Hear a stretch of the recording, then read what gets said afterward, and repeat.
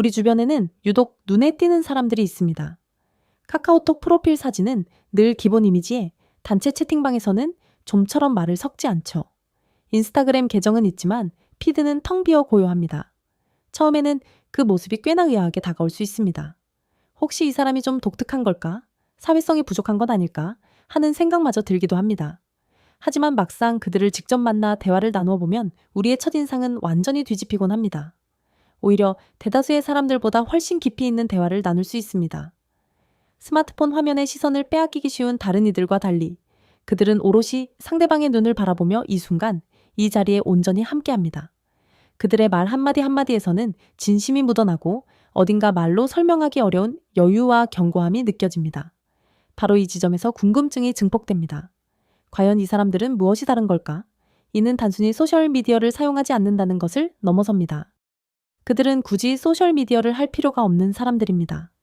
타인의 반응에서 자신의 가치를 확인받을 필요를 느끼지 않으며 비교라는 무대 위에 스스로를 올리지 않아도 충분한 그런 독특한 내면의 구조를 지닌 이들인 것입니다. 오늘 이 글에서는 이러한 사람들의 심리를 하나하나 깊이 파헤쳐 보겠습니다. 글의 마지막에 다다를 즈음이면 소셜미디어를 멀리하는 그들이 왜 그토록 고요하며 그 고요함 뒤에는 얼마나 단단한 내면의 힘이 숨어 있는지를 분명히 이해하게 될 것입니다. 첫 번째, 이들은 경험의 가치를 타인의 반응으로 측정하지 않습니다. 솔직히 우리 대부분은 어떤 특별한 경험을 하면 이제 그것을 누군가에게 보여주고 싶은 강렬한 욕구를 느낍니다. 맛있는 음식을 만나면 본능적으로 카메라를 들고 아름다운 여행지에 가면 즉시 스토리를 공유하곤 하죠. 이는 결코 나쁜 현상이 아닙니다. 심리학에서는 이를 자기 표현 욕구라 부르며 타인에게 자신을 드러내고 그들의 반응을 통해 자신의 존재를 확인받으려는 인간의 지극히 자연스러운 본능입니다. 하지만 소셜미디어를 사용하지 않는 이들에게는 이 과정 자체가 처음부터 존재하지 않습니다. 그들은 맛있는 음식을 먹으면 그저 맛있게 음미하고 멋진 장소에 가면 그 순간을 온전히 눈과 마음에 담습니다. 이것을 누구에게 보여줘야지 라는 생각 자체가 좀처럼 떠오르지 않는 것입니다. 이는 곧 이들이 경험의 가치를 타인의 좋아요나 댓글 같은 외부 반응으로 측정하지 않는다는 의미입니다. 심리학에서는 이러한 상태를 내적 중어 기준이 높다고 설명합니다. 쉽게 말해 이미 자신의 내면의 견고한 만족의 기준을 가지고 있는 사람들입니다. 굳이 외부에서 잘했어, 멋지다 라는 칭찬을 받지 않아도 스스로에게 이것은 정말 좋은 경험이었어 라고 말할 수 있으며 그 한마디면 충분하다고 느끼는 것이죠. 생각해보면 이는 결코 쉬운 일이 아닙니다. 우리는 어린 시절부터 칭찬과 보상 속에서 성장했고 시험 점수, 소셜미디어의 좋아요, 조회수, 팔로워 수 등 숫자로 인정받는 사회적 구조 안에서 살아왔습니다. 이러한 외부 평가의 틀 바깥에서도 자신의 가치를 스스로 온전히 확인할 수 있다는 것은 내면에 꽤나 단단하고 흔들림 없는 축이 자리 잡고 있다는 증거입니다. 그러니 주변의 기본 카카오톡 프로필을 유지하거나 피드를 좀처럼 올리지 않는 사람이 있다면 처음에 그들이 게을러서가 아님을 이해해야 합니다. 그저 타인에게 굳이 보여줄 필요를 느끼지 못하는 것입니다. 이미 자기 자신이 스스로를 충분히 이해하고 만족하고 있기 때문입니다. 두 번째, 이들은 비교라는 무대에서 스스로 기꺼이 내려온 사람들입니다. 소셜미디어라는 공간은 그 본질 자체가 비교를 기반으로 합니다. 이는 특정 개인이 나쁘다는 문제가 아니라 플랫폼의 구조 자체가 그러합니다. 피드를 아래로 내리다 보면 누군가는 해외의 이국적인 휴양지에서 여유를 즐기고 있고 또 다른 누군가는 근사한 카페에서 노트북을 펼쳐 집중하는 모습을 올리며 혹은 연인과 다정한 순간을 담은 사진을 공유하기도 합니다. 물론 우리 모두는 소셜미디어의 가장 좋은 순간만이 편집되어 올라온다는 사실을 머리로는 알고 있습니다. 하지만 안타깝게도 우리의 감정은 그 이성을 쉽사리 따라가지 못합니다. 심리학에서 이를 사회적 비교 이론이라고 부릅니다. 인간은 자신도 모르는 사이에 타인과 자신을 비교하며 자신의 위치와 가치를 가늠하려는 본능을 가지고 있습니다. 이는 단순히 의지의 문제가 아니라 뇌가 자동으로 수행하는 작용인 것입니다. 소셜미디어를 사용하지 않는 이들은 바로 이 비교의 무대 자체에 오르지 않은 사람들입니다. 여기서 중요한 점은 그들이 무대에 오르지 못한 것이 아니라 오르지 않기로 선택한 것이라는 사실입니다. 물론 이들도 타인의 삶을 엿볼 수 있고 비교의 유혹을 느낄 수도 있습니다. 하지만 어느 순간 그들은 명확히 깨달은 것입니다. 이 게임에 굳이 참여하지 않아도 자신의 삶은 충분히 괜찮다는 것을 말입니다. 이는 결코 말처럼 쉬운 깨달음이 아닙니다. 수많은 사람이 비교의 굴레에서 벗어나고 싶어 하면서도 소셜미디어 앱을 삭제하지 못합니다. 알고리즘은 끊임없이 자극적인 콘텐츠를 보여주고 우리의 뇌는 또 다시 그것을 갈구하며 무한한 사이클에 갇히게 됩니다. 이 악순환을 끊어내는 것은 단순한 결심을 넘어 내면에 이미 자신만의 확고한 기준이 세워져 있을 때 비로소 가능한 일입니다. 그렇기에 우리는 이들에게서 독특한 편안함을 느끼는 것입니다. 타인과 자신을 비교하지 않으니 조급함이 없고 조급하지 않으니 삶의 여유가 넘칩니다. 그들은 자신의 속도를 존중하고 자신만의 방향을 명확히 알며 그 안에서 어떤 외부의 흔들림에도 흔들리지 않습니다. 여러분이 그들을 만났을 때 이 사람은 왜 이토록 편안해 보이지? 라는 느낌을 받았다면 그것이야말로 비교를 멈춘 사람만이 가질 수 있는 평온한 에너지인 것입니다. 세 번째, 이들은 넓고 얕은 관계 대신 깊고 진실한 관계를 선택한 사람들입니다. 소셜미디어를 사용하다 보면 관계망이 무한히 확장되는 듯한 착각에 빠지기 쉽습니다. 하지만 대부분의 경우 이는 단순히 아는 사람의 숫자가 늘어나는 것일 뿐 진정으로 마음을 나눌 가까운 사람이 늘어나는 것은 아닙니다. 수백 명의 팔로워가 있다고 해도 정작 힘들 때 망설임 없이 전화를 걸 수 있는 사람은 손에 꼽을 정도이고 생일 축하 메시지가 수십 개 쏟아져도 새벽에 홀로 울고 있을 때 기꺼이 달려와 줄 사람은 따로 있기 마련입니다. 소셜미디어를 멀리하는 이들은 이러한 현실을 누구보다 일찍 깨달은 사람들입니다. 그래서 그들은 과감히 넓고 피상적인 관계 대신 깊고 진정성 있는 관계를 선택했습니다. 그들의 연락처 목록은 꽤나 단출합니다. 자주 연락하는 이들은 5손가락 안에 들 정도일 수 있습니다. 하지만 그 몇몇과의 관계는 보통 사람들의 수십 개에 달하는 관계보다 훨씬 밀도 높고 견고합니다. 이들은 만나면 단순한 안부 인사로 끝나는 것이 아니라 서로가 요즘 무슨 생각을 하는지, 무엇이 힘들고 무엇이 즐거운지 등 삶의 표면 아래 한 겹 더 깊숙한 이야기를 나눕니다. 심리학에서는 이를 관계의 선택적 투자 전략기라고 설명할 수 있습니다. 한정된 사회적 에너지를 무분별하게 넓게 분산시키는 대신 진정으로 의미 있는 관계에 집중적으로 쏟아붓는 것입니다. 인간의 사회적 에너지는 결코 무한하지 않습니다. 영국의 인류학자 로빈 덤바가 제시한 덤바의 수 덤바스 넘버에 따르면 인간이 의미 있는 관계를 지속적으로 유지할 수 있는 최대 인원은 약 150명이며 그 중에서도 정말 깊은 유대감을 형성할 수 있는 사람은 고작 5명 정도라고 합니다. 이어 소셜미디어를 사용하지 않는 이들은 마치 이러한 진실을 본능적으로 알고 행동하는 것처럼 보입니다. 그들은 150명의 피상적인 연결보다 5명의 진정한 유대감을 택한 것입니다. 그렇기에 앞서 언급했듯이 이들을 실제로 만나 대화할 때 상대방에게 온전히 집중해주는 느낌을 받게 되는 것입니다. 이는 단순히 대화 기술이 아니라 그들의 내면에 자리 잡은 관계 구조에서 비롯됩니다. 관계에 쓸 에너지를 아껴둔 사람이기에 지금 이 자리에 모든 주의를 기울일 여유가 있는 것입니다. 여러분, 주변에 그 사람이 단체 채팅방에서 유독 조용한 이유를 다시 한번 생각해 보세요. 관심이 없어서가 아닙니다. 진정으로 중요한 순간을 위해 자신의 에너지를 아끼고 있는 것일지도 모릅니다. 네 번째, 이들은 고요함을 능숙하게 견뎌낼 줄 아는 사람들입니다. 현대사회에서 가장 어려운 일 중 하나가 무엇일까요? 바로 아무것도 하지 않는 것입니다. 지하철에서 단 1분만 기다려도 스마트폰을 꺼내 들고 잠들기 직전까지 소셜미디어를 스크롤하며 심지어 화장실에서도 영상을 시청합니다. 우리는 끊임없이 외부의 자극을 갈구하고 있습니다. 도파민이라는 보상 물질에 너무나 익숙해진 나머지 아무런 자극이 없는 고요한 상태를 오히려 극심한 불안감으로 받아들이게 된 것입니다. 소셜미디어를 멀리하는 이들은 바로 이러한 자극의 순환 고리 바깥에 서 있는 사람들입니다. 물론 이들에게도 당연히 지루할 때가 있고 심심함을 느낄 때가 있습니다.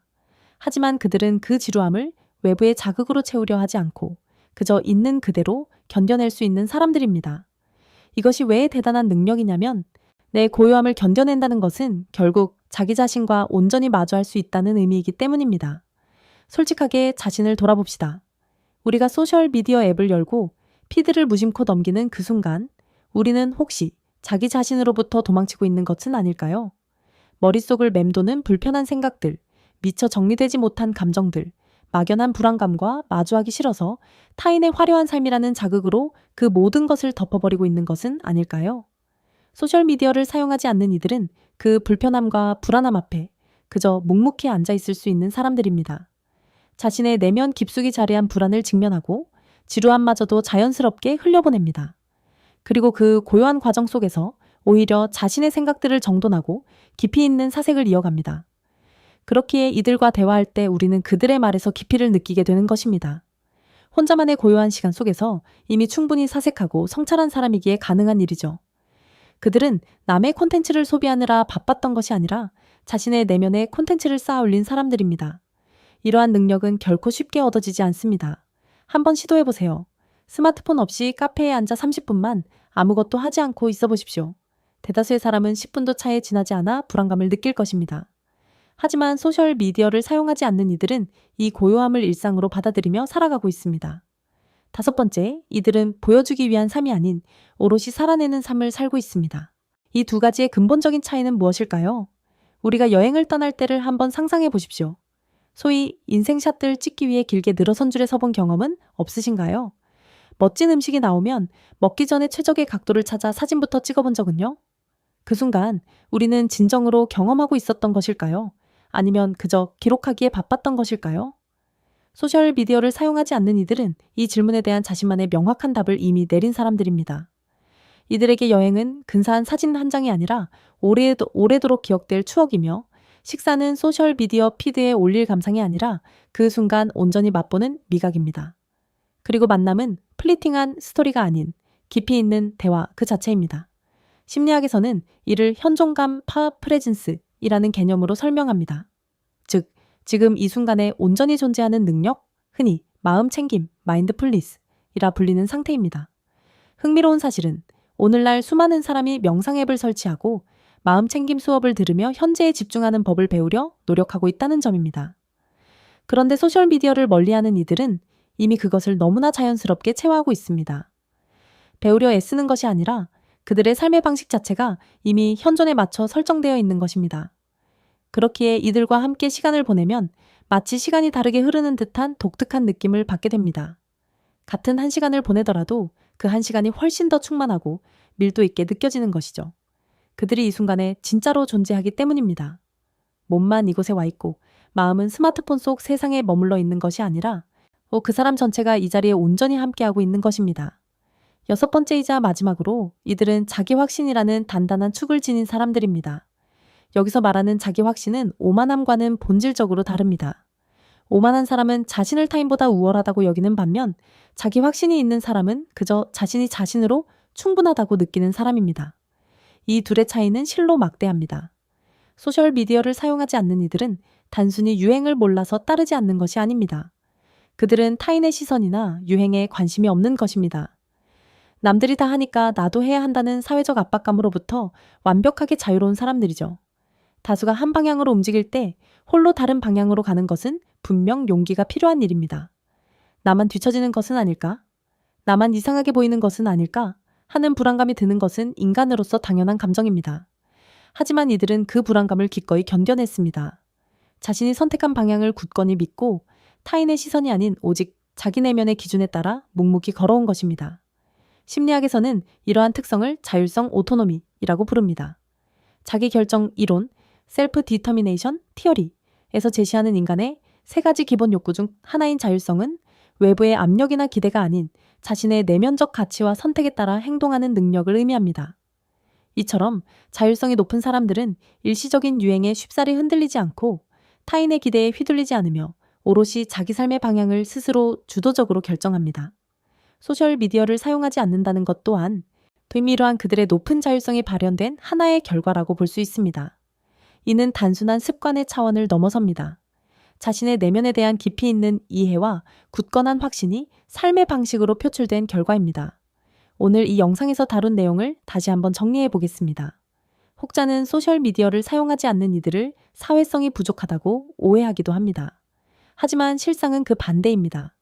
그들은 자기 내면의 소리에 귀 기울이고 진정으로 중요한 것이 무엇인지 통찰하고 있기 때문에 자신에게 불필요하다고 판단되는 요소를 과감히 걷어내고 본질에 집중하는 이들입니다.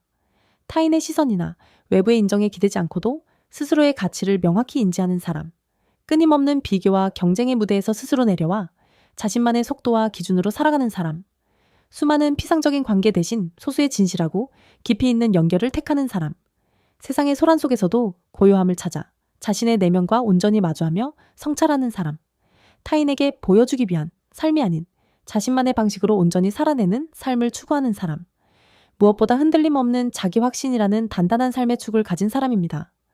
만약 여러분 주변에 이러한 특성을 지닌 이가 있다면 그들을 새로운 시선으로 다시 한번 깊이 들여다보시길 바랍니다. 겉으로 드러나는 고요함이 결코 공허함을 의미하지 않습니다. 오히려 그 내면에는 여러분이 상상하는 것 이상으로 깊고 견고한 자신만의 세계가 존재하고 있을 것입니다. 혹 이 영상을 시청하고 계신 분들 중 자신이 바로 그러한 사람이라고 느끼신다면 아마도 당신은 이미 그 이유를 명확히 인지하고 계실 겁니다. 굳이 이 영상이 아니더라도 왜 스스로 그러한 선택을 해왔는지에 대해 깊이 성찰하며 답을 찾아왔을 것입니다. 이 영상은 단지 당신의 내면에 존재하는 그 답을 다시 한번 확인시켜 드린 것에 불과합니다. 오늘 영상의 내용이 여러분께 작은 울림이나 도움이 되셨다면 좋아요와 구독으로 저희 채널을 응원해 주시면 감사하겠습니다. 덧붙여 여러분 주변에 이와 같은 사람이 있다면 그들을 떠올리며 느꼈던 특별한 순간이나 인상 깊었던 경험을 댓글로 자유롭게 공유해 주세요. 그들에 대한 여러분만의 깊이 있는 이야기가 정말 궁금합니다. 귀 기울여 듣겠습니다. 다음 영상에서 더욱 유익하고 흥미로운 주제로 다시 찾아뵙겠습니다. 시청해 주셔서 감사합니다.